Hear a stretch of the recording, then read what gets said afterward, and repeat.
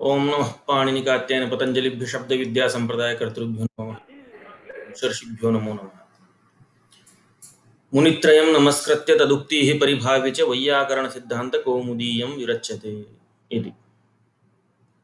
तत्र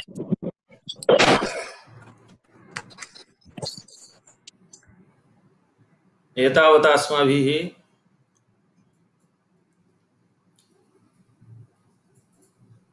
कियत्पर्यन्तम् अधीतमित्युक्ते तुल्यास्य प्रयत्नं सवर्णम् इत्यत्र आस्य शब्देन तत्तस्थानानां नाम तस्य तस्य वर्णस्य यत् स्थानं भवति तद्विषये प्रस्तुतम् इति हेतोः कस्य वर्णस्य किं स्थानम् इति तेषां विषये उक्तमासीत्। ततः यतोहि तत्र सूत्रे तुल्यौ आस्य प्रयत्नौ एवं किल यस्य वर्णजालस्य अथवा वर्णद्वयस्य इत्युक्तमासीत्। एवञ्च आस्य शब्देन ताल्वादिस्थानानि गृहीतानि, अनन्तरं प्रयत्नशब्देन प्रशब्दबलात् आभ्यन्तरप्रयत्नः उच्यते इत्युक्तम्। तर्हि नाम आस्यञ्च प्रयत्नश्च आस्य प्रयत्नो इति उक्तं। तत्र प्रयत्न इति तत्र प्र इति वर्तते, तेन अस्माभिः प्रकृष्टत्वं नाम उत्कर्षः कश्चन द्योत्यते इत्युक्तं। तद्धि वर्णोत्पत्त्य व्यवहित प्राक्कालिकत्वरूप विशेषः इति। नाम वर्णस्य उच्चारणं यदा क्रियते ततः प्राक्कालिकत्वरूप विशेषः कश्चन उच्यते उत्कर्षः इति। स च प्रशब्दबलात् द्योत्यते प्रयत्न इत्यनेन इत्यत्र। तर्हि प्रयत्न इत्यनेन आभ्यन्तरप्रयत्नः ग्राह्यः इति। तस्मात् अत एव तत्र यत्नो द्विधा इति आरब्धम्।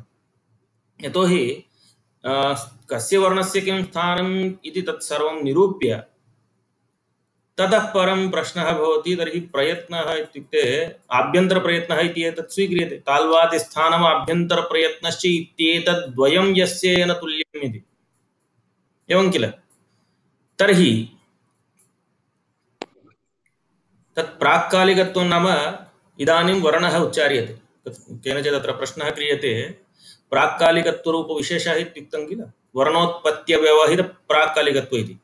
तर्हि वर्णोत्पत्तेः प्राग् अव्यवहिततया यः कालः कश्चन यस्मात् नाम इदानीं कण्ठं भित्त्वा नाम अभिहत्य वायुः यदा तत्स्थाने इदानीं टकारः उच्चारणीयः इति मन्यतां, तर्हि मूर्ध्नि यदा वायोः अभिघातः भवति तर्हि तस्मै यदा टकारः इति मुखात् बहिरागच्छति ततः प्राक् कश्चन कालिकत्वविशेषः इति नाम इदं फोनेटिक् विषये किञ्चित् भवति। इदं नाम अस्माभिः टकारः उच्चारणीयः, ककारः इति वा मन्यतां, कण्ठात् नाम हृदयपर्यन्तम् आगत्य कण्ठात् यदा वैखरी वाग्रूपेण विपरिणमते, वर्णाः यदा स्फुटा भवन्ति तस्मिन् समये इदानीं मनसि अस्ति मया इतः परं चकारः उच्चारणीयः, मनसि वर्तते च इति मया उच्चारितं। तर्हि तालुस्थानम् अभिहत्य वायुः निर्गच्छति, तदानीं वर्णोत्पत्ति इत्युक्ते अतीव नाम सेकण्ड्स् मध्येपि विभागाः कर्तुं शक्यन्ते। सूक्ष्मविभागाः यथा भवन्ति तादृशी काचित् प्रक्रिया भवति। एवं बुद्धौ चिन्तितं चकारः वक्तव्यः, इदानीं चकारः वक्तव्यः इति अहं कथयन्नस्मि, चकारः मुखात् बहिरागच्छति। तथा नाम कदाचित् यन्त्रेणापि कियान् समयः तत्र वर्णोच्चारणे लगति इति ज्ञातुं शक्यते वा इति वैज्ञानिकाः जानीयुः। नाम तदेव नाम प्राक्कालिकत्वरूपविशेषः, नाम कश्चन यत्नः अस्माभिः क्रियते, नाम इदम् उच्चारणीयम्। एवं बुद्धौ कथं प्रक्रिया अस्माकं भासते, यथा अस्माभिः चिन्त्यमानमस्ति तद्वदेव वर्णाः बहिरायान्ति सपदि एव। तर्हि सेकण्ड् अपेक्षयापि किं शतांशो वा कीदृ नाम कति विभागाः तत्र सेकण्ड्स् कृते कर्तव्याः फलम् इति भवति किल तस्य। तद्रीत्या वायुः तत्स्थानम् अभियन्ति। उदाहरणं कथयामि अन्यदेकं, तत्र इदं भवति किल, फ्लूट् भवति, भवन्तः जानन्ति, कृष्णः मुरळीवादकः इति। तत्र फ्लूट् विषये भवन्तः जानन्ति, इतः अस्माभिः वायुः प्रसार्यते, तत्र छिद्रस्य उपरि यत्र यत्र अस्माभिः अङ्गुलिस्थापनेन, नाम तत्र अभिघातः क्रियते, नाम यत्र यस्मिन् छिद्रे अस्माभिः अङ्गुलिः स्थाप्यते तत्र वायोः अभिघातः भवति, तादृशः स्वरः उत्पद्यते। तर्हि वायुः प्रथमतः आगतं, नाम नलिका भवति किल, मुरळी इत्युक्ते नलिका, इतः वायुः, तर्हि मूलाधारः इति चिन्त्यताम्। अनुस्यूततया वायुः तत्र गच्छति, तस्मिन् समये यस्मिन् छिद्रे, नाम तत्स्थानमिति मन्यतां, वर्णस्थानं, तस्मिन् छिद्रे अस्माभिः एवं कृतं, छिद्रत्रयमस्ति, एवम् एवम् एवं, यस्मिन् छिद्रे अस्माभिः प्रेस् कृतं, तत्र वायोः अभिघातः जायते, तावता वर्णः नाम उत्पद्यते, स्वरः कश्चन उत्पद्यते इत्यर्थः। तद्वत् नाम वायोः अभिघातः भवति तावदैव श्रूयते किल, तर्हि सेकण्ड् अपि तत्र भवति वस्तुतः, अवगतम्। एतदुच्यते प्राक्कालिकत्वरूपविषये सूक्ष्मांशः भवति। शास्त्रेषु अपि विज्ञानापेक्षया अस्माकं नाम शास्त्रे इतोपि सूक्ष्मतरविषयाः सन्ति, सूक्ष्मतमविषयाश्च। एवम् अवगतं किल, रङ्गराजन् महोदय केपि सन्ति तत्र, यैः प्रश्नः कृतः आसीत्, अवगतं वा प्राक्कालिकत्वरूपविशेषः इति? रङ्गप्रियन् महोदय, रङ्गप्रियन् 2003।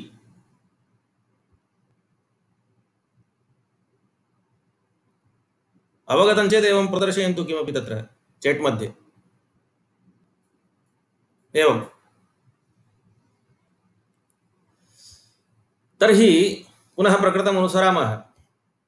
तत्र किमित्युक्ते, तर्हि प्रशब्दबलात् आभ्यन्तरप्रयत्नस्य ग्रहणं क्रियते, तर्हि आभ्यन्तर इति विशेषणदानेन अवश्यं व्यावर्त्यं किञ्चित् भवति। तर्हि कस्य व्यावृत्तिः कर्तव्या इत्युक्ते, यत्नः अन्यादृशोऽपि अस्ति वा, यत्नस्य वैविध्यमस्ति वा इत्युक्ते सत्यम्।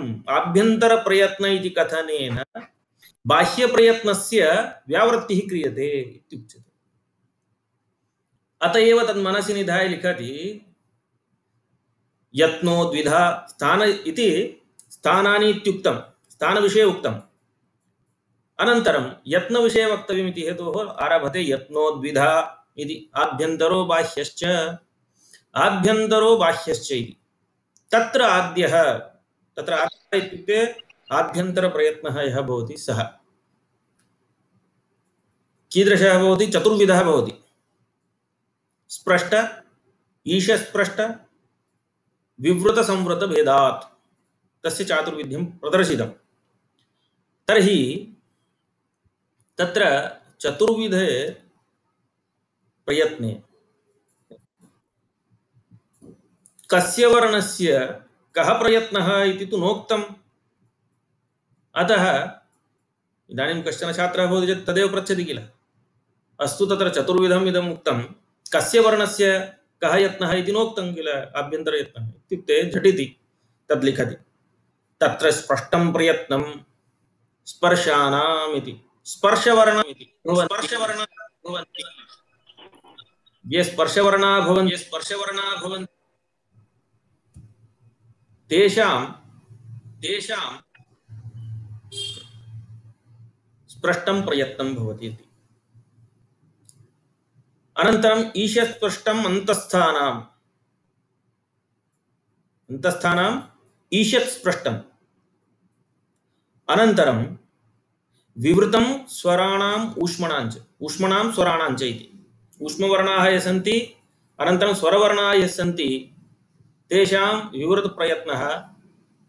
संवृतस्तु कस्य भवति, संवृतस्य विषये उच्यते, तस्य अवर्णस्य प्रयोगे संवृतम् इति, ह्रस्वस्य अवर्णस्य प्रयोगे संवृतम् इति। वस्तुतः एतावता केवलं स्पर्शानां स्पष्टप्रयत्नः भवति इत्युक्तं। के स्पर्शवर्णाः इति तु नैव सूचितं, तदग्रे सूचयिष्यते। यतोहि इदानीं यथा ग्रन्थः गच्छन् अस्ति, अग्रे गच्छति ग्रन्थः, तत्र यदा इयं पङ्क्तिः आगच्छति ह्रस्वस्य अवर्णस्य प्रयोगे संवृतम् इति, तर्हि प्रयोगे संवृतं प्रक्रियादशायां तु विवृतमेव इति कथने प्रसंगे सूत्रद्वयं मध्ये आगच्छति। किमर्थं तत्सर्वम् इदानीम् अनुपदं कथयामि। तर्हि स्पष्टप्रयत्नं स्पर्शानां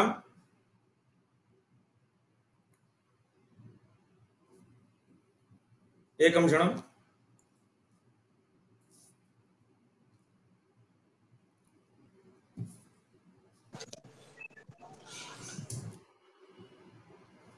स्पष्टप्रयत्नं स्पर्शानाम् ईशस्पृष्टम् अन्तस्थानां विवृतम् ऊष्मणां स्वराणां च ह्रस्वस्य अवर्णस्य प्रयोगे संवृतम् इति। तर्हि ह्रस्वस्य अवर्णस्य प्रयोगे संवृतम् इति कथनेन प्रक्रियादशायां तु विवृतमेव। कुतः इत्युक्ते महाभाष्ये यदा वर्णोपदेशप्रसङ्गः आगच्छति तदानीम् अकारस्य विवृतोपदेशः किमर्थः इति प्रश्नः कृतः। नाम तत्र अकारः अक्षरसमाम्नाये विवृत एव उपदिष्टः इति। एवम् अकारः तत्र विवृतः उपदिष्टः, विवृतोपदेशः तस्य कर्तव्यः इत्यर्थः। तर्हि विवृतोपदेशः अकारस्य कृतश्चेत् तस्य ह्रस्वस्य अवर्णस्य प्रयोगे संवृतत्वं कथं? नाम पाणिनिना सूत्रमेकं कृतं, तच्च सूत्रकारेण ज्ञापितम् इति लिखति दीक्षितः। एतच्च सूत्रकारेण ज्ञापितम् इति। कथं ज्ञापितम्? अ अ इति सूत्रमस्ति।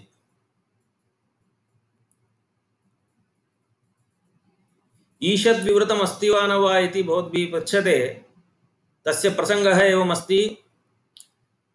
कौमुद्यां चातुर्विध्यमेव प्रकटितम्। ईषद्विवृतम् इति भाष्ये यद्यपि दृश्यते, तत्र भाष्ये ईषद्विवृतत्वं स्वीकृत्य नाम ऊष्मणाम् ईषद्विवृतत्वं विवृतप्रयत्नस्वराणाम् इत्युक्त्वा नाज्झलौ इति सूत्रमेव प्रत्याख्यातं। तत् प्रसङ्गे अत एव तत्र लघुसिद्धान्तकौमुदी यैः अधीत तत्र आभ्यन्तरप्रयत्नः पञ्चधः इत्युक्तम्। एवं वर्तते। तत्रापि यदा नाज्झलौ इति सूत्रम् आगच्छति तदानीं तत्र प्रत्याख्यानप्रकारः तत्र स्मारयामि एवं ध्रुवजी। तर्हि इदानीं तच्च सूत्रकारेण एतच्च सूत्रकारेण ज्ञापितम् अ अ इति सूत्रं तत्र प्रणीतम्।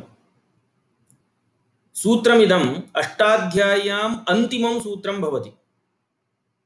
इदं सूत्रम् अष्टाध्याय्याम् अन्तिमं सूत्रं भवति। एवं किमनेन उच्यते इत्युक्ते अ अ इत्यत्र विभक्तिः कापि न दृश्यते किल। प्रथमः यः अकारः भवति सः अस्य इति वर्तते। अस्य अह इति निर्देशः वस्तुतः स्यात्, परन्तु लुप्तषष्ठीकः प्रथमः अकारः लुप्तषष्ठीकः, तत्र षष्ठी लुप्ता वर्तते। अनन्तरं द्वितीयः अकारः लुप्तप्रथमागः। प्रथमः यः अकारः सः विवृतः भवति, द्वितीयः संवृतः भवति। एवं तर्हि तत्र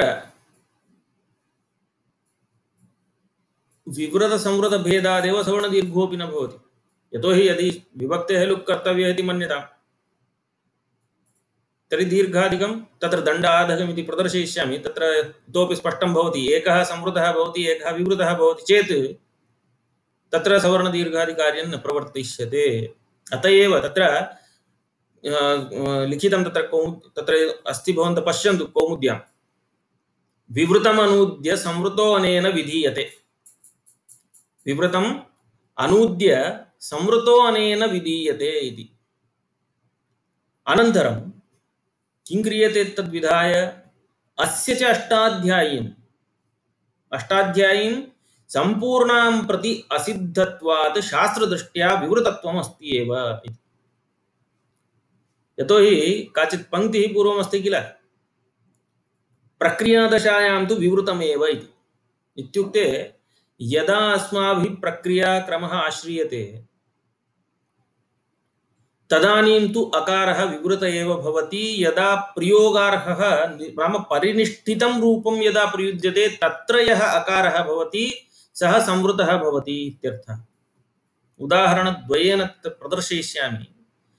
प्रथमं यथा दण्ड आढकं सवर्णदीर्घः कर्तव्यः।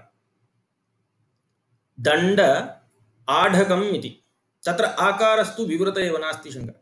यतो हि ह्रस्वस्य अवर्णस्य प्रयोगे संवृतम् एकस्य वर्णस्य विषये एव संवृतत्वम् अस्ति स्वीकृतमस्ति। तर्हि आकारः स्वरः किल विवृतम् ऊष्मणां स्वराणां च। तर्हि तत्र विवृतप्रयत्नः तस्य वर्तते नाम अस्य तु संवृतत्वं। तर्हि दण्ड इत्यत्र डकारात् परं परवर्ती यः अकारः सः इदानीं प्रक्रिया वर्तते दण्ड प्लस् आढकम् इति प्रक्रियादशायां विवृतत्वम् अस्ति इति। यदि अत्र प्रक्रियादशायां पूर्वमेव तस्य दण्ड इत्यत्र यः अकारः श्रूयते अन्ते डकारात् परं तस्य यदि अ इति सूत्रेण संवृतत्वं विधीयते तर्हि प्रयत्नभेदात् अकः सवर्णे दीर्घः इति सूत्रेण अकः सवर्णे अचिपरे दीर्घ एकादेशः भवति किल सः न भविष्यति। कुतः अकारस्य संवृतः प्रयत्नः अस्य च आकारस्य विवृतप्रयत्नः। यदा प्रयत्नभेदः भवति सवर्णसंज्ञा वक्तुं न शक्यते। यद्यपि अकारस्य सः ह्रस्वो वा भवतु दीर्घो वा भवतु प्लुतो वा भवतु अकारस्य कण्ठस्थानमस्ति स्थानसाम्यविषये क्लेशः नास्ति। परन्तु सवर्णसंज्ञाविधायके सूत्रे सवर्णत्वप्रयोजकं किमस्ति ताल्वादिस्थानम् आभ्यन्तरप्रयत्नश्च इत्येतद्द्वयं यस्य येन तुल्यम् एतद्द्वयमपि तुल्यं भवति। न केवलं स्थानसाम्यम् अपेक्षते अपितु यत्न नाम प्रयत्नसाम्यं नाम आभ्यन्तरप्रयत्नसाम्यम् अपि अपेक्षते इति। तर्हि अत्र आभ्यन्तरप्रयत्नभेदः भवति इति हेतोः दण्ड आढकम् इत्यत्र सवर्णदीर्घः न स्यात्। अतः प्रक्रियादशायां तु विवृतत्वम् अस्ति इत्युच्यते। कथं विवृतत्वम् अस्ति इत्युक्ते अस्य सम्पूर्णामष्टाध्यायीं प्रति असिद्धत्वात् नाम एतत् सूत्रम् अन्तिमं सूत्रं भवति अष्टाध्याय्याम् एतस्य सूत्रस्य असिद्धत्वम् अस्ति सम्पूर्णाम् अष्टाध्यायीं प्रति। कथम् असिद्धत्वं किं तत्र नियामकं प्रश्नः भवति। तर्हि तदर्थं लिखति तथा च सूत्रं पूर्वत्र सिद्धम् इति। तत्र पूर्वत्र सिद्धम्। इदानीम् अन्यदेकम् उदाहरणं कथयामि। तत्र मया उक्तं खलु उदाहरणद्वयेन प्रदर्शयामि इति संवृतत्वविषये। पश्यन्तु तत्र दण्ड आढकम् इत्यत्र विवृतावस्थायां नाम प्रक्रियावस्थायां विवृतत्वम् अस्ति इति हेतोः उभयोः प्रयत्नसाम्यम् अपि अस्ति। सवर्णसंज्ञायाः सत्वात् सवर्णदीर्घः सञ्जातः दण्डाढकम् इति प्रयोगः सम्पन्नः। इदानीं रामः इति प्रक्रियां पश्यामः। राम इति अदन्तप्रातिपदिकं पुल्लिङ्गे वर्तते। ततः प्रातिपदिकसंज्ञां विधाय प्रथमा एकवचने तत्र सुओजस् प्रथमा मोक्षस् द्वितीया इति विभक्तयः सन्ति किल स्वोच् सवोट् षष्ठाभ्याम् इत्यादि सूत्रेण। तर्हि राम सु नाम इदानीं रामः इति रूपं साधनीयं। तत्र पश्यन्तु कथं क्रमेण नाम तत्र संवृतस्य प्राप्तिः वर्तते। तस्य प्रक्रियावस्था नाम का इति इदानीं व्याख्यायते। तदेव कथयन्नस्मि। रामः इत्यत्र रामः इति रूपं साधनीयं। परिनिष्ठितं रूपं किं रामः इति तदेव खलु अस्माभिः प्रयुज्यते प्रथमा एकवचने। कुत्रापि राम इति प्रातिपदिकम् उच्यते वा प्रातिपदिकमात्रस्य नास्ति। अतः रामः इति साधनीयं चेत् रामशब्दात् प्रथमा एकवचने सुप्रत्ययः विधेयः। तर्हि प्रातिपदिकसंज्ञां विधाय सोत् समोत् षष्ठाभ्यां विस् इत्यादि सूत्रेण प्रथमा एकवचन विवक्षायां सुप्रत्ययः अनीतः। एवं तत्र उकारस्य संज्ञालोपं विधाय रामस् इति वर्तते। इदानीम् अस्याम् अवस्थायां सूत्रद्वयं प्राप्नोति। किं किम्? एकं तु सशंशोरुः इति पदान्तस्य सस्य सजुःशब्दस्य च रुः स्यादिति उच्यते। तर्हि सशंशोरुः इत्यनेन रुत्वं प्राप्नोति। समानकाले एव अ इति सूत्रेण यत्तावत् अन्तिमं सूत्रं भवति अष्टाध्याय्याः, तेन सूत्रेण राम इत्यत्र मकारात् परवर्ती मकारात् उत्तरवर्ती यः अकारः वर्तते तस्य अकारस्य संवृतत्वं प्राप्नोति। एवं तर्हि अकारस्य संवृतत्वं विधेयं वा सशुयोरुः इति प्रवर्तनीयं वा इति। तर्हि आदौ किमुक्तं? सम्पूर्णामष्टाध्यायीं प्रति असिद्धत्वम् अस्ति किल अस्य सूत्रस्य। तर्हि पूर्वं तस्य प्रवृत्तिः क्रियतां सशुयोरुः इत्यत्र। सशंशोरुः इत्यस्य प्रवृत्तिः क्रियते चेत् रुत्वं भवति सकारस्य। तर्हि राम रु इति वर्तते, उकारस्य संज्ञालोपः राम रु इति। तर्हि अस्याम् अवस्थायां पुनः यतोहि इयं प्रयोग केनचित् पृष्टं किल प्रक्रियादशा इत्युक्ते इयं प्रक्रिया प्रचलति। रामः इति निष्पादनं परिनिष्ठितरूपस्य साधनं कर्तुं, नाम परिनिष्ठितं नाम लोके प्रयोगार्हं यद् रूपम् अस्ति तस्य साधनाय यः क्रमः आश्रियते तन्नाम प्रक्रियावस्था। इदानीं सैव प्रचलति। राम रु इति अस्माभिः न कुत्रापि उच्चार्यते, रामसु इत्यादिकं नोच्चार्यते। एवं किल रामः इति परिनिष्ठितम् एव उच्चार्यते इति प्रयोगे, लोके यदा प्रयोगः क्रियते। तर्हि रामसु इति आसीत्, तस्य सशुशोरुः इति रुत्वं कृतम्। इदानीं राम रु इति वर्तते। तर्हि राम रु इत्यवस्थायां पुनः मकारोत्तरवर्ती अकारस्य अ इति सूत्रेण संवृतत्वं प्राप्तम्। अनन्तरं खरवसानुयोर्विसर्जनीयः इति सूत्रेण विसर्गोऽपि प्राप्तः। किं कर्तव्यम्? अष्टाध्यायीं सम्पूर्णां प्रति असिद्धत्वात् शास्त्रदृष्ट्या असिद्धत्वम् अस्ति अ इति सूत्रस्य। तर्हि पुनरपि अ इति सूत्रात् प्राक् खरवसानुयोर्विसर्जनीयः इति विसर्गः क्रियते। तर्हि राम विसर्गः इति च दृश्यते। इदानीम् अस्याम् अवस्थायां न किञ्चित् अन्यत् कार्यं प्राप्नोति इति हेतोः इदानीं, यतोहि इदानीं प्रयोगः करिष्यते लोके, राम विसर्गसहित पाठः इदानीं लोके प्रयुज्यते किल। तर्हि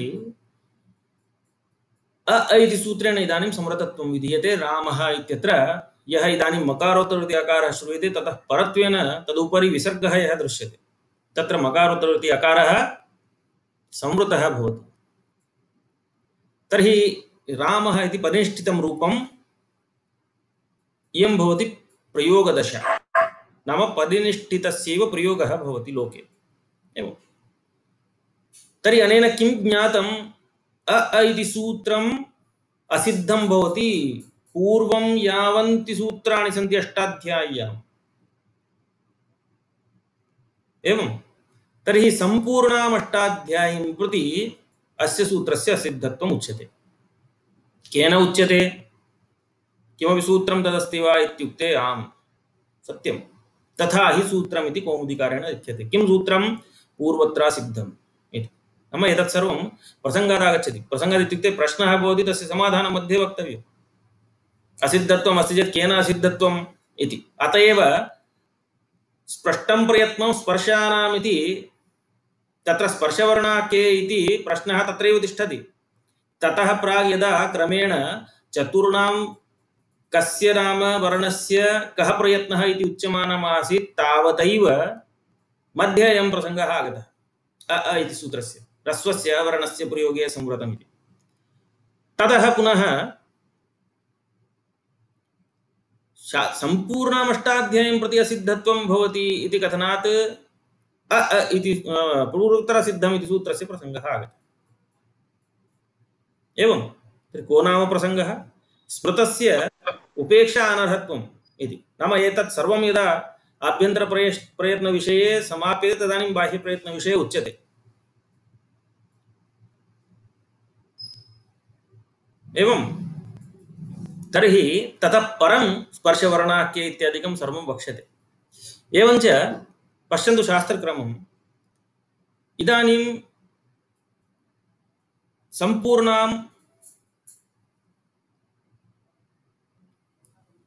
तत्र एकं क्षणं, तत्र प्रश्नः मध्ये कश्चन कृतः वर्तते।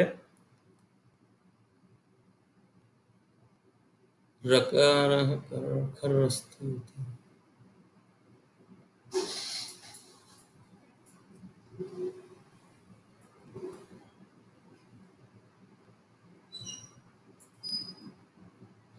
रकारः तत्र रेफस्य तावत् अवसाने परे तत्र खर् अस्ति इति तथा नास्ति भोः। तत्र रामः इत्यत्र खरवसानयोर् विसर्जनीयः, हरि अवसाने च परे रेफस्य विसर्गः भवति इति खलु तेन सूत्रेण उच्यते। अतः अवसाने वर्तते इति रेफस्य विसर्गः प्राप्नोति।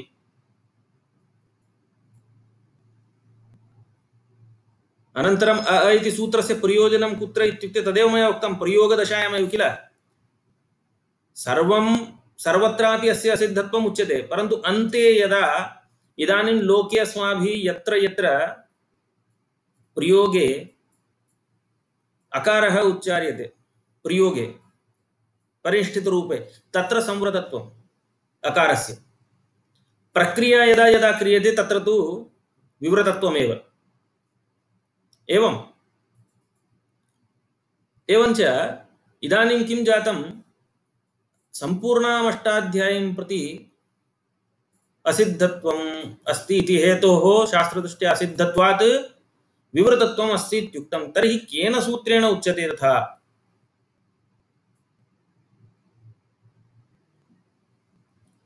केन सूत्रेण तथा उच्यते इत्युक्ते पूर्वत्रासिद्धम् इति सूत्रेण उच्यते।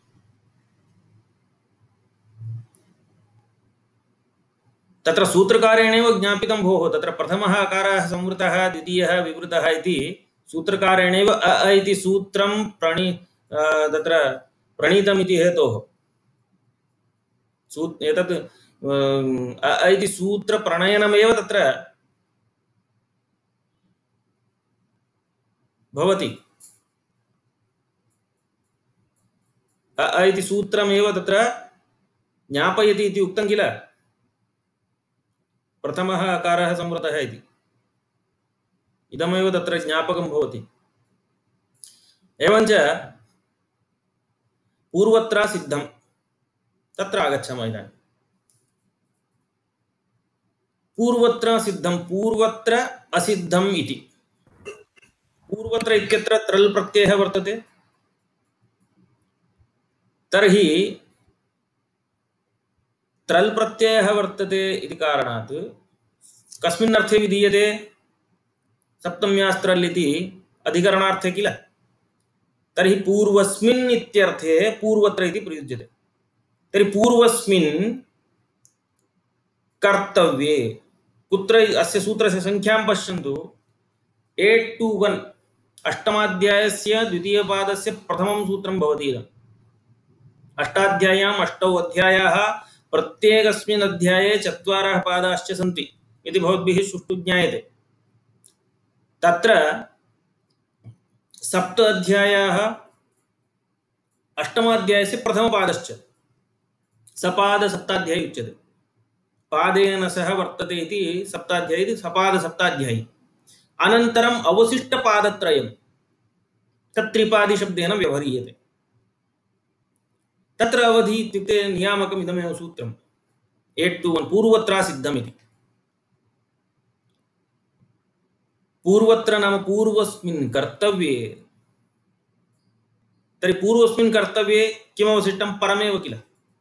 यदा पूर्वस्मिन् इति आगतं तर्हि परिशेषात् परम् इति अवशिष्टम्। तर्हि पूर्वस्मिन् कर्तव्ये परम् असिद्धम् इति, असिद्धं भवति। असिद्धं भवति इत्यस्य अनिष्पन्न, सिद्धो नाम सिद्धं नाम निष्पन्नम्, असिद्धवत् इत्युक्ते अनिष्पन्नवत्, असिद्धम् इत्युक्ते अनिष्पन्न, नै तावत् वत्यर्थकः तथा भवति अत्र। तर्हि सिद्धं निष्पन्नम् असिद्धम् अनिष्पन्नवत्, यद्यपि कार्यं जायते चेदपि तथा न दृश्यते इत्यर्थः। नाम तत् शास्त्रमेव असिद्धम् इति, तत्सर्वम् उदाहरणेन भवतां कृते स्पष्टं भविष्यति अग्रे। एवञ्च पूर्वस्मिन् कर्तव्ये परमसिद्धं भवति इति एतादृशः अर्थः लभ्यते अक्षरशः। तत्र कौमुदिकारः लिखति अधिकारोऽयम् इति, पूर्वत्र सिद्धम् इति अधिकारोऽयम् इत्येव लिखितम्। अधिकारोऽयम् इति विलिख्य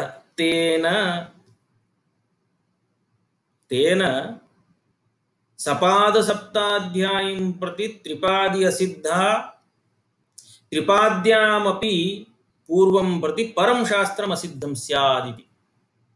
तेन नाम येन हेतु, नाम यथा भवद्भिः तत्र अधिकारोऽयमिति अधिकारत्वम् अस्य सूत्रस्य स्वीकृतं, तेन अधिकारत्वेन अधिकाररूपहेतुना, हेत्वर्थे तृतीया,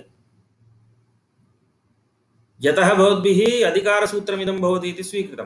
किमर्थं तथा वक्तव्यम् इत्युक्ते अधिकारोऽयं नाम यदि अयं स्वतन्त्रः विधिः स्यात्,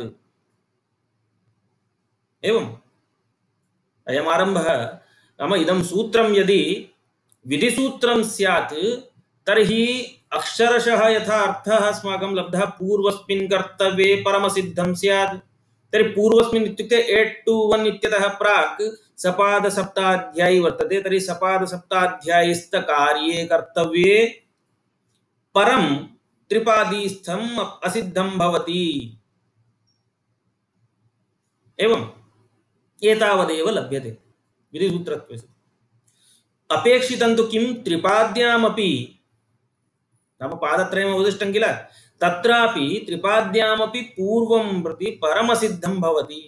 यतोहि अ इति सूत्रं सम्पूर्णाम् अष्टाध्यायीं प्रति असिद्धं भवति इति वक्तुमेव न शक्येत। यतोहि तत्र कानिचन कार्याणि, इदानीं ससविषोरुः इत्यादिकं सर्वं त्रिपादिस्थं कार्यं किल, तत्प्रति कथं तस्य सूत्रस्य असिद्धत्वं, सपादसप्ताध्यायीं प्रति त्रिपादिस्थकार्यस्य असिद्धत्वं वक्तुं शक्यते विधित्वेन। अतः अधिकारत्वं स्वीकृतम्। इदं सूत्रम् अधिकारसूत्रं भवति इति। तेन किम् अधिकारसूत्रं स्वीक्रियते चेत् सर्वत्रापि तस्य अनुवृत्तिर्भवति।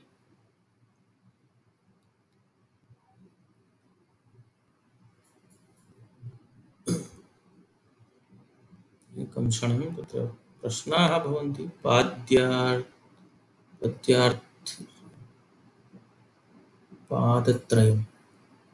पादत्रयम् इत्युक्ते त्रिपादी, अष्टमाध्यायस्य द्वितीयपादः, तृतीयपादः, चतुर्थपादश्च पादत्रयम् अथवा त्रयः पादाः इति वा इति प्रश्नः केनचित् लिखितः तत्र चैटिंग मध्ये। अस्तु, तर्हि इदानीम् अधिकारत्वेन यदा अधिकारसूत्रमिदम् इति स्वीक्रियते चेत् सपादसप्ताध्यायीं प्रति त्रिपादी असिद्धा भवति इति तु सिद्धम्। त्रिपाद्यामपि पूर्वं प्रति परमसिद्धं भवति इति कथं लभ्येत इत्युक्ते अधिकारस्य इदमेव फलं। किं नाम अधिकारः, कः नाम अधिकारः इत्युक्ते अधिक्रियते उपरीतन सूत्रजाल शेषत्वेन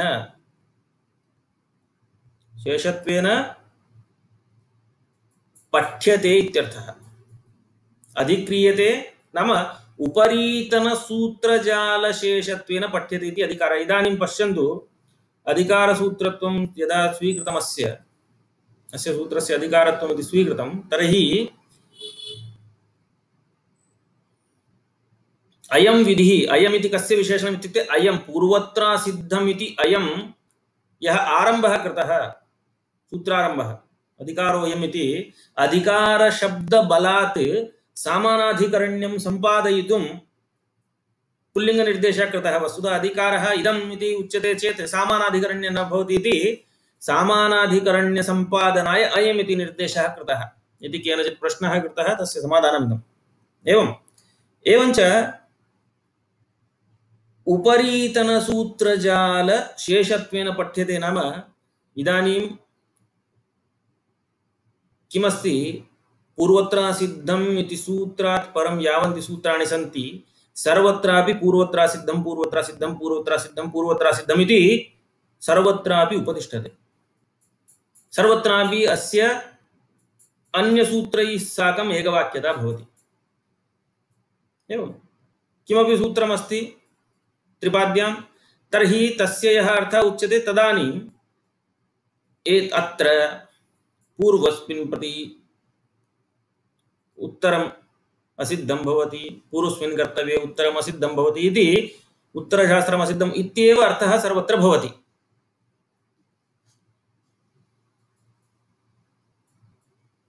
तर्हि एतत् नाम इदानीं मया किम् उक्तम्, अधिक्रियते उपरीतनसूत्रजालशेषत्वेन पठ्यते इति यदुक्तं तस्य परिष्कृतार्थः कश्चन भवति, तेन अधिकारो नाम कः इति इतोपि स्पष्टतरा प्रतीतिः भविष्यति।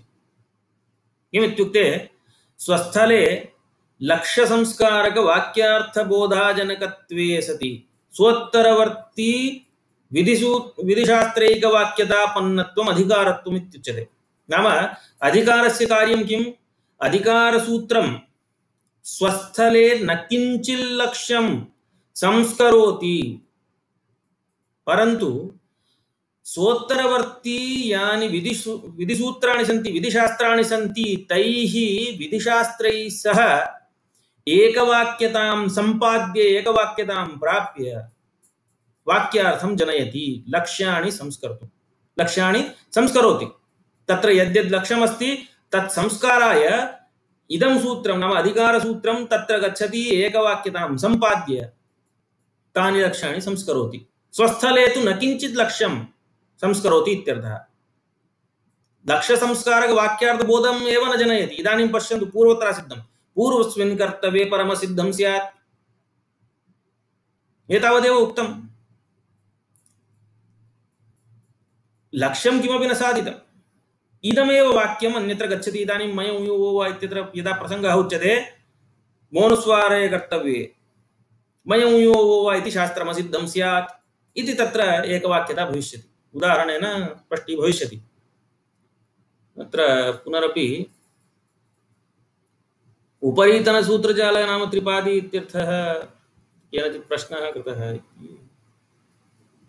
केवल अधिकारो इति अस्तु। अनन्तरम् अधिकारसूत्रमिदं किमर्थं संज्ञाप्रकरणे पठितमिति। ओके,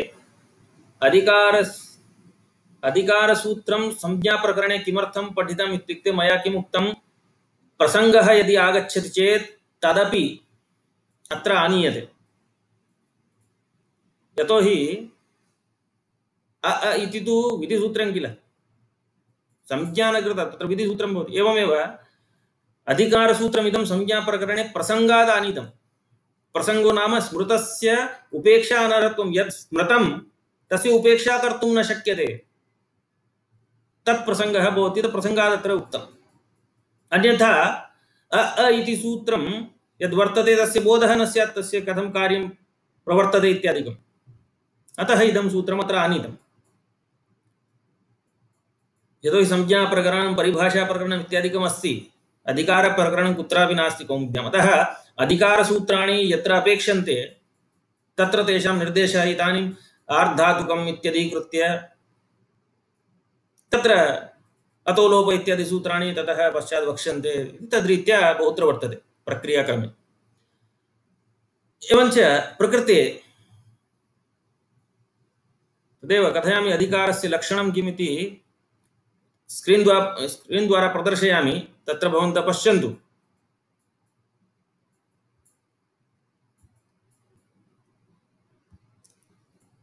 अधिक्रियते उपरीतनसूत्रजालशेषत्वेन पठ्यते।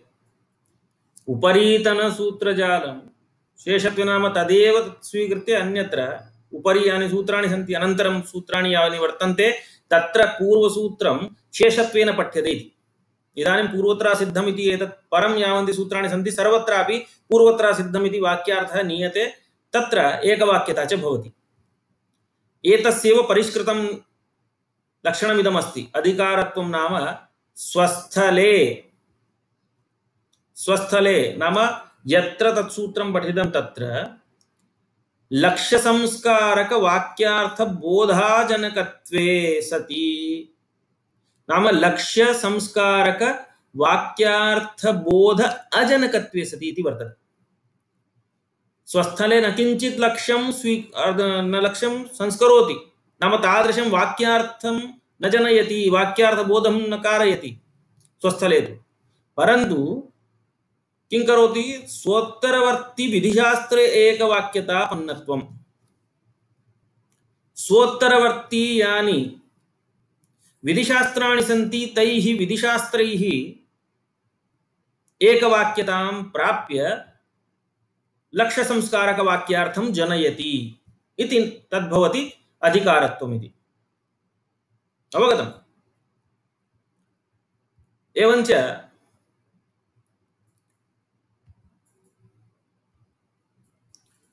अधिकारत्वं नाम इदानीं भवद्भिः ज्ञातं। तर्हि सपादसप्ताध्यायीं प्रति त्रिपादी असिद्धा इति सिद्धार्थः, परन्तु त्रिपाद्यामपि पूर्वं प्रति परमसिद्धं भवति, एवं किल? तदर्थमेव अधिकारसूत्रमिदमिति स्वीकर्तव्यं विशिष्य। तत्प्रयोजनम् उक्तं, तर्हि एकम् उदाहरणं वा लक्ष्यं किमपि प्रदर्शनीयम् इत्युक्ते अस्ति प्रयोजनं। किम् इत्युक्ते इदानीं किम् उक्तम् इति वर्तते। उ इति निपातः कश्चन भवति, उ इति निपातः। किमु उक्तं, किमु उक्तम् अस्याम् अवस्थायां, नाम उ इति निपातस्य उ इति वर्तते। किमु उक्तं तत्र मय ऊयो वो वा इति अस्ति। मयः ऊयो वो वा, मयः परस्य ऊयः वो वा भवति, वः वा विकल्पेन भवति इति। सूत्रमिदम् अष्टमाध्यायस्य तृतीयपादे 33तम सूत्रम् 8333।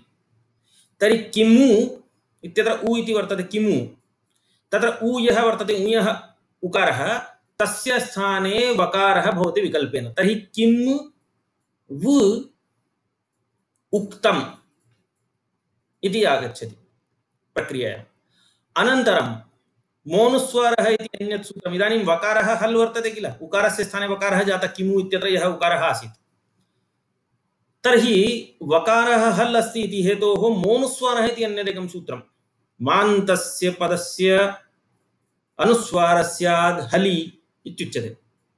मान्तस्य पदस्य नाम पदान्तस्य मस्य, पदान्ते यः मकारः भवति, किम् इति एकं पदं, तत्र अन्ते यः मकारः भवति तस्य मकारस्य स्थाने अनुस्वारः स्यात्। कदा? हलि परतः, हलि परे, हलि हल् परत्वेन अस्ति चेत् तर्हि हल् वर्णः वकारः, मकारः पदान्ते वर्तते, तस्य अनुस्वारः प्राप्नोति। प्राप्ते पूर्वत्रासिद्धम् इति सूत्रं तत्र उपतिष्ठते। इदानीं तत्र अस्य वाक्यार्थः नाम पूर्वस्मिन् कर्तव्ये परमसिद्धं स्यात् इति वाक्यं तत्र योजनीयम्। मोनुस्वारः इति सूत्रे तद्वाक्यं। मोनुस्वारः इत्यस्य संख्या भवति 8323। अष्टमाध्यायस्य तृतीयपादस्य त्रयोविंशति सूत्रमिदं, त्रयोविंशं सूत्रं भवति 23 इति। 8323 मयूयो वा 8333। तर्हि पूर्वस्मिन् कर्तव्ये। तर्हि इदानीं यदा मयूयो वो वा इत्यनेन मकारस्य वकारः प्राप्तः, नाम वकारः कृतः, तस्य वकारं नाम वकारः हल् भवति इति हेतोः हल् परत्वेन अस्ति इति मत्वा मकारस्य, किम् इत्यत्र मकारस्य अनुस्वारः प्राप्नोति। किमु इत्यत्र उकारस्य वकारः कृतः, तर्हि म य पदान्ते मकारः यः वर्तते तस्य अनुस्वारः प्राप्नोति हलि परे। तर्हि मोनुस्वार इति कर्तव्ये, नाम मान्तस्य पदस्य अनुस्वारे हलि परे अनुस्वारे कर्तव्ये परं शास्त्रं यद्वर्तते मयऊयो वा तदसिद्धं भवति। तर्हि तदसिद्धं भवति इत्युक्ते इदानीं तेन शास्त्रेण यत् कार्यं कृतं तद् अनिष्पन्नवत् इति। यद्यपि निष्पन्नम् उकारः कृतः उकारस्य वकारः कृतः चेदपि उकारवदेव दृश्यते। शास्त्रमेव असिद्धं, तत् शास्त्रं न प्रवृत्तम् इति वत्, प्रवृत्तमपि शास्त्रं न प्रवृत्तम् इति वत्। तर्हि तत्र तद्दृष्ट्या उकार एव दृश्यते, उकारस्तु हल् नास्ति। तर्हि किं स्यात्? किम् उ इत्यस्य स्थाने उ इत्येव दृश्यते। इदानीं यदा उ इत्येव दृश्यते बुद्ध्या तदा तर्हि मोनुस्वारः इति सूत्रं प्रवर्तते वा? न शक्यते प्रवर्तयितुं। यतोहि तत्र कण्डीशन् कथमस्ति? मान्तस्य पदस्य अथवा पदान्तस्य मस्य अनुस्वारः भवति कदा? हलि परे। हल् नास्ति परत्वेन उकार एव दृश्यते शास्त्रदृष्ट्या। तर्हि तत्र इदं सूत्रम् उपकरोति पूर्वोत्तरसिद्धम्। अन्यथा तत्र किं स्यात्?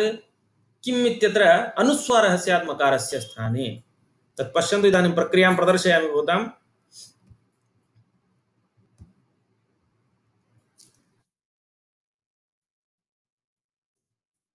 पश्यन्तु, किमु उक्तम् एवं स्थितिः वर्तते। किमु उक्तम्, किम् उ उक्तम् इति एतत् उ वर्तते। मी भवति अयम्। अस्य मयः ञो वो वा इति सूत्रम्। मय ञो वो वा इति सूत्रमस्ति 8333।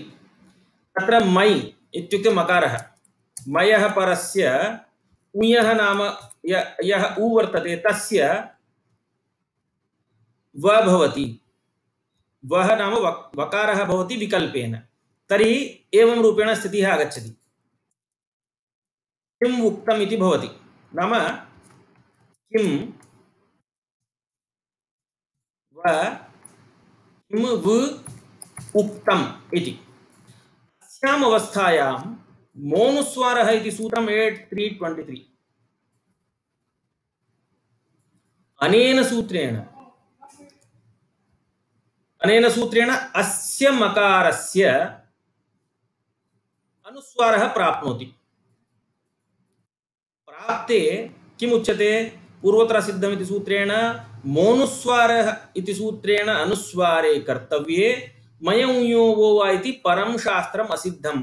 तर्हि परं शास्त्रम् असिद्धम् इत्युक्ते अयं यः वकारः वर्तते सः वकारः कथं दृश्यते? इदानीं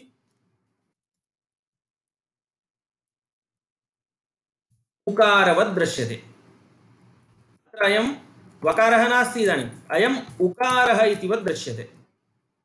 तर्हि अयं यदा उकार एव दृश्यते तर्हि उकारस्तु हल् नास्ति। हल् नास्ति चेत् मकारः यः भवति अयं तस्य अनुस्वारः न भवति। तर्हि किम् उक्तम् इति रूपं भवति। अनन्तरं मयूयो वो वा इति विकल्पेन प्रवर्तते किल, वा इति वर्तते। अतः यदा तत्र विकल्पेन वकारादेशः न भवति तदानीं किमु उक्तम् इत्येव रूपम्। अवगतं? प्रक्रिया अवगता इति मन्ये स्पष्टतया।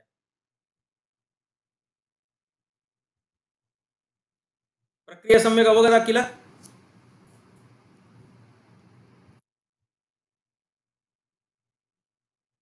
एवं।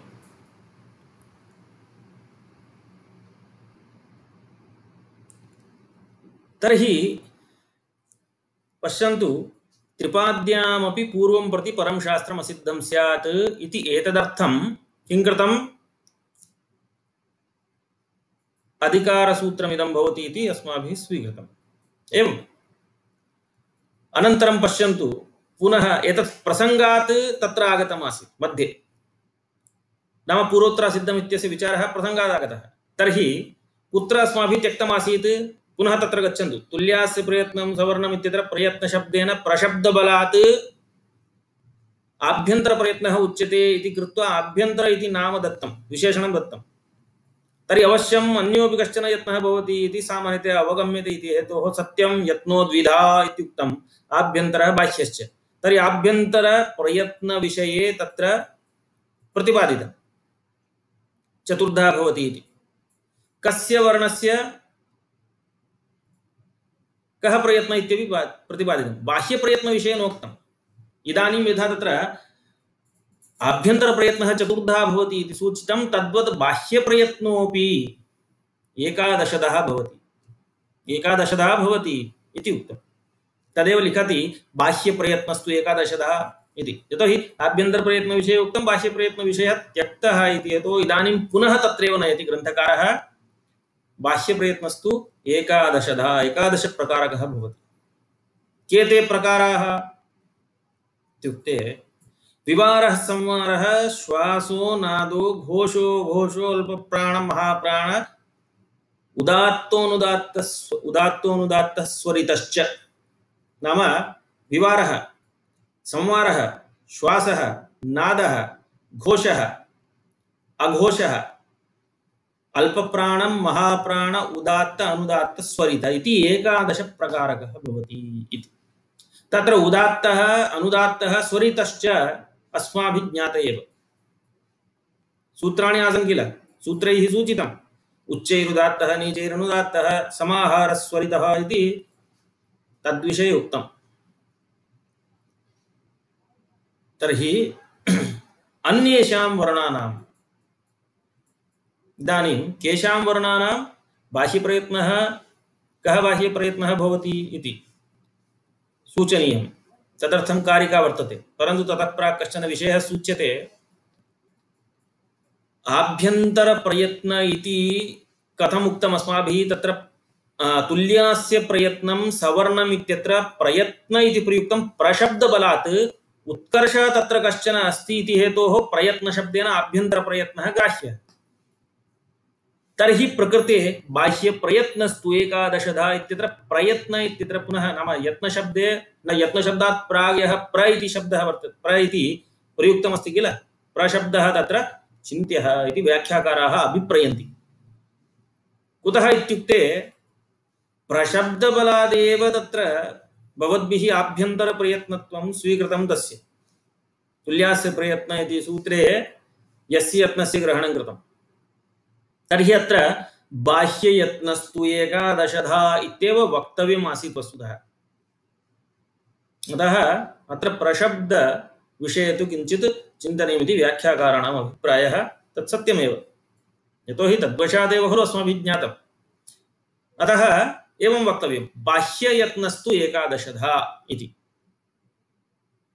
आभ्यन्तरपञ्चधा भवति इति लघुसिद्धान्तकौमुद्याम् अस्ति भोः। तत्र किमस्ति, तत्र भाष्यकारेण किं कृतं, पुनः पुनः अयं प्रश्नः तृतीयवारम् इदानीं केनचित् पृष्टम् इति हेतोः अस्य समाधानम् इदानीमेव करोमि। नाज्झलौ इति सूत्रप्रसङ्गवेलायां पुनरपि कथयिष्यामि। तत्र नाज्झलौ इति सूत्रे नाम आकार, हकार, इकार, शकार इत्यादीनां तत्र परस्परम्, इकार, शकार, ऋकार, शकार इत्यादीनां परस्परं तत्र सवर्णसंज्ञा प्राप्नोति, तन्निषेधाय नाज्झलौ इति सूत्रम् आरब्धम्। तर्हि भाष्यकारैः किं कृतं, तत्र आभ्यन्तरप्रयत्नः चतुर्धा इत्युक्तं किल आदौ। तत्र स्पृष्ट ईषत् स्पृष्ट विवृत संवृत भेदात्। तर्हि ईषत् स्पृष्ट इत्यतः ईषद् इति अनुवर्त्य विवृत इत्यत्र योज्यते। तर्हि ईषद् विवृत विवृत इति द्विधा भवति। एवं तर्हि ईषद् विवृत विवृत इत्युक्त्वा विवृतम् ऊष्मणां स्वराणां च इत्युक्तं। तर्हि ऊष्मवर्णानाम् ईषद् विवृतं, स्वराणां विवृत इति उक्त्वा इदानीं प्रयत्नभेदः जातः। यतो तुल्यास्य प्रयत्नं सवर्णम् इति सूत्रेण समान अभ्यन्तरप्रयत्ने सत्येव किल सवर्णसंज्ञा, स्थानसाम्यमस्ति चेदपि। अतः यदा ऊष्मवर्णानां ईषद् विवृतम् इति अस्ति, स्वराणां तु विवृतम् इति अस्ति प्रयत्नः, तर्हि स्वतः तत्र सवर्णसंज्ञा न प्राप्नोति। तर्हि तन्निषेधकं सूत्रं नाज्झलौ इति अनपेक्षितम् इति तत्र प्रत्याख्यातम्। एवम् अतः तस्मात् तत्र परन्तु तदेव तद् किं कृतं, दीक्षितस्य शिष्यः भवति वरदराजाचार्यः। तेन इतोपि सुकुमारमतीनां छात्राणां नाम सिद्धान्तकौमुदीं, यतोहि अत्र सिद्धान्तः किञ्चित् स्टाण्डर्ड् लेवल् मध्ये उच्यते किल स्टाण्डर्ड् लेवल् इति किञ्चित् अड्वान्स् टेक्स्ट् इदं भवति इति हेतोः पाणिनीयप्रवेशाय नत्वा सरस्वतीं देवीं शुद्धां गुण्यां करोम्यहं पाणिनीयप्रवेशाय लघुसिद्धान्तकौमुदीम् इति वरदराजाचार्येण तत्र प्रतिज्ञायते। नाम तत्र पाणिनीयप्रवेशाय लघुसिद्धान्तकौमुदीं करोमि। तर्हि सुकुमारमतींश्छात्रान् उद्दिश्य सुकुमारमतीनां छात्राणां कृते खलु सः ग्रन्थः लिखितः। अतः नाध्यलौ इत्यपि यतोहि तत्र कश्चन नियमः अस्ति, उत्सर्गसूत्रं प्रवर्तनीयं चेत् अपवादविषये आलोच्यैव तद्वक्तव्यम् इत्यादिकं तत्र उद्ग्रन्थेषु यदा भवन्तः पठन्ति प्रकल्प्य च अपवादविषये तथा उत्सर्गो अभिनिवेशति इत्यादि परिभाषाः सन्ति। किञ्चित् नाम तत्र एड्वान्स् टेक्स्ट् इतोपि परिभाषेन्दुशेखर इत्यादि ग्रन्थाः यदा पठ्यन्ते मनोरमादिकं तदानीं तत्सर्वम् अपेक्षते। अतः तत् मनसि निधाय किं चिन्तितम्, आदौ तुल्यास्य प्रयत्नं सवर्णम् इत्यनेन सर्वेषां सवर्णसंज्ञाम् उक्त्वा नाध्यलौ इत्यनेन निषेधः वक्तव्यः। किमर्थः अयं क्लेशः बालानां? भाष्यकारेणैव मार्गः प्रदर्शितः। ईषद् इति अनुवर्ति ईशस्पृष्ट इत्यतः विवृत इत्यत्र ईषद् इति अनुवर्त्य आवृत्ति क्रियते ईषद् विवृत विवृत इति। प्रयत्नभेदः जातः। प्रयत्नभेदः वर्तते चेत् सवर्णसंज्ञैः न प्राप्नोति, तर्हि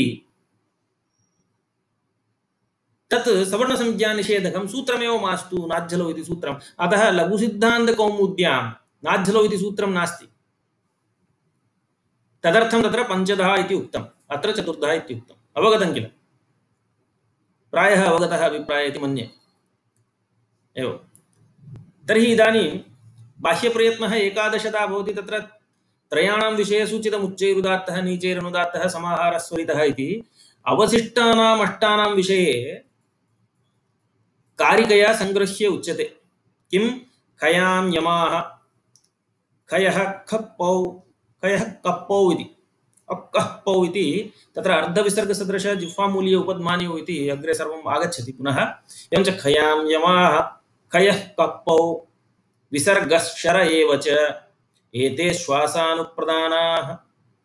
अघोषाश्च विवृण्वते, कण्ठमन्ये तु घोषाः स्युः, संवृतानादभागिनः। अयुग्मावर्गयमगाः यणश्चाल्पासवः स्मृताः इति। तत्र खैवर्णाः, खै इति प्रत्याहारः भवति, अनन्तरं यमवर्णाः। तत्र यमवर्णाः के इति तत्र व्याख्यायते अग्रिम, तत्र एतेषां व्याख्यानं क्रियते खलु एतयोः श्लोकयोः कारिकयोः। तदानीं तत्र यमवर्णाः के इति वक्ष्यते। एवञ्च खयां यमाः, खयः कप्पौ इति जिह्वामूलीय उपध्मानीयौ, विसर्गः अनन्तरं शर शसस इति।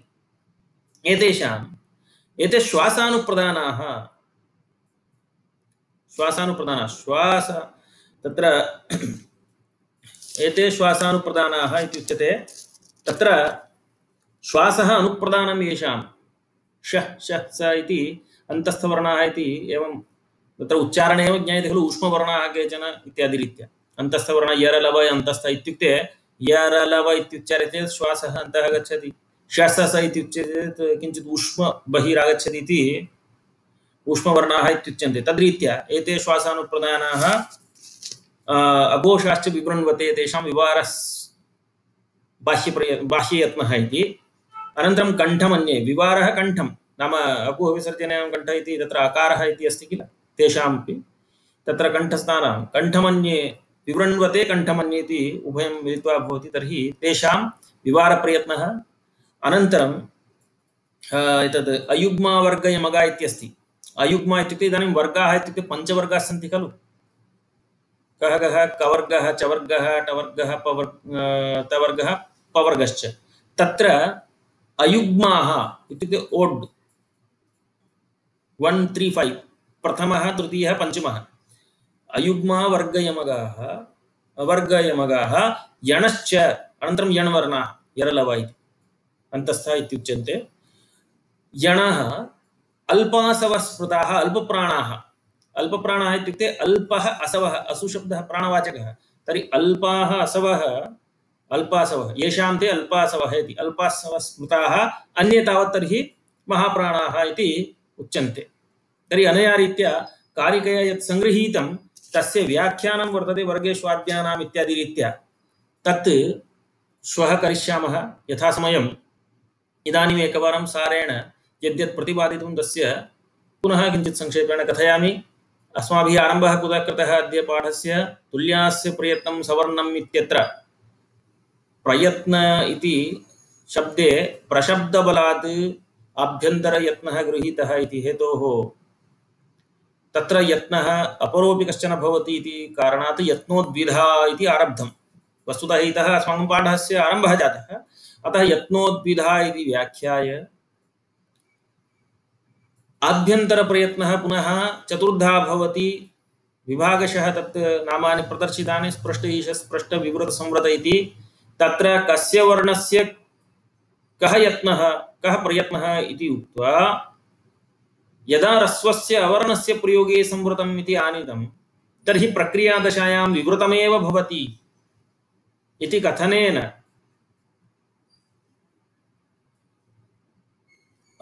प्रक्रियादशां विवृतमेव भवति तत् कथं ज्ञायते इत्युक्ते तत्र इदमेव ज्ञापकं। पाणिनेः सूत्रं भवति अ अ इति सूत्रम् अष्टाध्यायी, तेन सूत्रेण इदं ज्ञापितम् इति। तत्र प्रथमः अकारः विवृतः लुप्तषष्ठीकः, द्वितीयः अकारः लुप्तप्रथमाकः संवृतः। एवं तर्हि अयुग्म युग्म इत्युक्ते 2-4 इत्यादिकम् उच्यते, अयुग्म इत्युक्ते 1-3-5। एवञ्च तत्र एतत् प्रतिपाद्य नाम अ अ इति सूत्रमेव ज्ञापकं भवति, विवृतमनूद्य संवृतो अनेन विधीयते इति। किञ्च इदं तावत् नाम अस्य सूत्रस्य सर्वापि अष्टाध्यायीं सम्पूर्णाम् अष्टाध्यायीं प्रति असिद्धत्वात् शास्त्रदृष्ट्या विवृतत्वमेव अस्ति अस्य संवृतस्य। नाम यः संवृतः विधीयते किल विवृतमनूद्य तस्य इति। तदर्थं कथम् इदं ज्ञायते सम्पूर्णाम् अष्टाध्यायीं प्रति अस्य संवृतस्य असिद्धत्वम् इति इत्युक्ते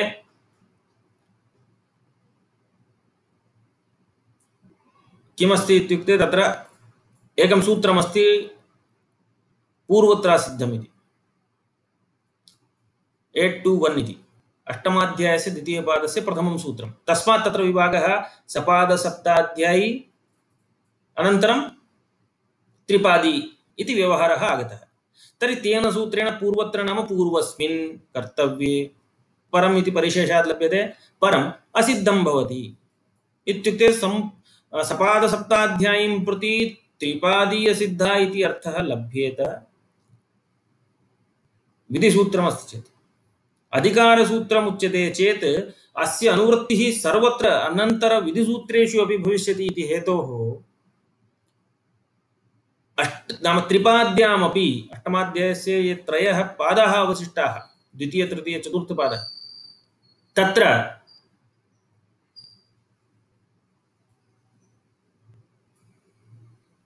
तत्रापि एतस्य सूत्रस्य उपस्थितिः भवति इति हेतोः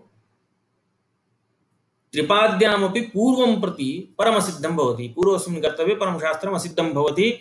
तस्मात् तत्र अधिकारो नाम स्वस्थले लक्ष्यसंस्कारकवाक्यार्थबोधाजकत्वे सति स्वोत्तरवर्ति विधिशास्त्रैकवाक्यतापन्नत्वम् अधिकारत्वम् इति परिष्कृतार्थः अस्माभिः उक्तः। नाम स्वस्थले न किञ्चित् लक्ष्यं संस्करोति तादृशं वाक्यार्थबोधं न जनयति चेदपि स्वोत्तरवर्तीयानि विधिशास्त्राणि वर्तन्ते सूत्राणि वर्तन्ते तैः विधिशास्त्रैः सह एकवाक्यतां सम्पाद्य अथवा एकवाक्यतां प्राप्य तत्र लक्ष्यसंस्कारकवाक्यार्थं जनयति, तत्र लक्ष्याणि साधयति संस्करोति, तस्मात् तद्नाम अधिकारत्वम् इत्युच्यते। एवम् इत्यपि प्रतिपादितम्। अनन्तरं बाह्ययत्नः एकादशदा भवति इति तेषां नामानि सूचितानि, कारिकया तत्र संगृह्य उक्तञ्च इति एतावत्पर्यन्तं ये विषयाः आसन् ते अस्माभिः प्रतिपादिताः। अत्र कश्चन प्रश्नः किम् इत्युक्ते अपि च पूर्वत्र सिद्धम् इत्यनेन सर्वदा बाधितमेव इदं सूत्रं निर्मितम् इति ज्ञापितव्यम्। किमर्थम् इदं सूत्रम् इत्युक्ते नाम ह्रस्वः अवर्णः यदा प्रयोगदशायां भवति तदानीं संवृततया उच्चार्यते इति। अन्यथा नाम विवृतः न भवति सः प्रयोगदशायां संवृतः भवति एतत् सूचयति इदं सूत्रम् अनन्तरं महोदय सपादसप्ताध्यायी इति नाम कोऽर्थः सपादसप्ताध्यायी नाम पादेन सह वर्तते इति सपादः पादेन सह वर्तते इति सपाद इति क सप्ताध्यायी सप्तानाम् अध्यायानां समाहारः इति सप्ताध्यायी इत्युच्यते सप्त अध्यायाः एकेन पादेन सह वर्तन्ते इति सपाद सप्ताध्यायी इत्यर्थः रङ्गप्रियन् 2003 भवतां प्रश्नः आसीत् अनन्तरं ध्रुवजी भवतां ज्ञातं वा अ इति अन्तिमं सूत्रं नाम प्रयोगदशायां विवृतत्वम् संवृतत्वम् अपेक्षते इति हेतोः